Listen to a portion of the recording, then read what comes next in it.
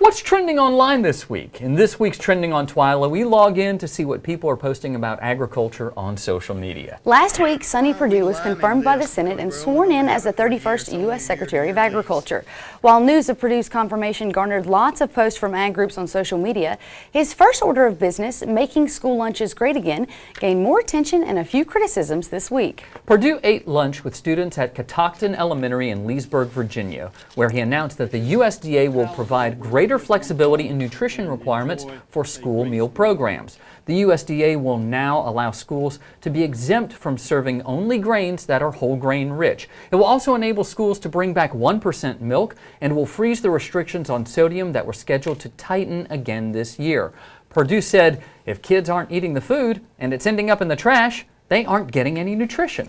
Brittany Borg posted, after attending a student health advisory meeting in Cameron Parish recently, I'd say this is great news. I had no idea about what was going on before attending the meeting, but hopefully this will help kids want to eat school lunches again. On Facebook, Melinda Lee said, so happy to see school lunches being balanced again. Couldn't agree with this more. Critics of the move argue these changes will roll back school lunch rules championed by former First Lady Michelle Obama as part of her healthy eating initiative. Sally Connolly commented, back to French fries, tater tots, chicken nuggets, and away from fruits and vegetables. Michelle Obama was trying to help children avoid being obese and trying to instill healthy eating habits. Brian Murphy posted, this is literally stealing the food out of our children's mouths.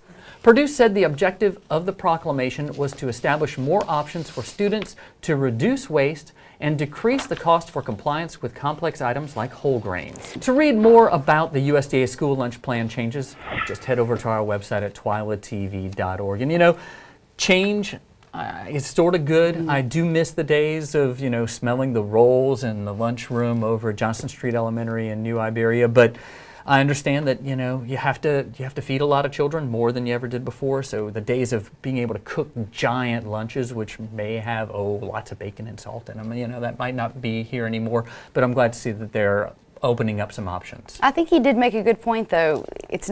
They're not getting any of the nutrition if they're throwing it in the trash. So it has to be something that they want to be able to eat. So. And I know your mom has to deal with that on a regular basis. Yes, she does. That's another story for another day. Well, now moving on to this week's TWILA trivia. Last week our question was, on average, what is the approximate daily water use of each household in America? And the correct answer is B, 300 gallons. This week's trivia question is, according to the USDA, about how many schools participated in the Farm to School program last year? Is it A, 15,000, B, 42,000, or C, 64,000? To enter this week's trending trivia contest, simply log on to your Facebook or Twitter account and post your answer with the hashtag TWILATrivia. Or you can always submit your answer on our website at twilatv.org. Well, that does it for this edition of TWILA. Be sure to join us again next week when we'll take a look at what Sonny Perdue's confirmation will mean for agriculture and who is on a new task force designed to help the people who grow the food we eat every day. In the meantime, you can watch all of our stories and check out a few extras. Like us on Facebook, follow us on Twitter, and check out our stories on Snapchat. For all of us here at TWILA, thank you for watching. We hope to see you again right here next week.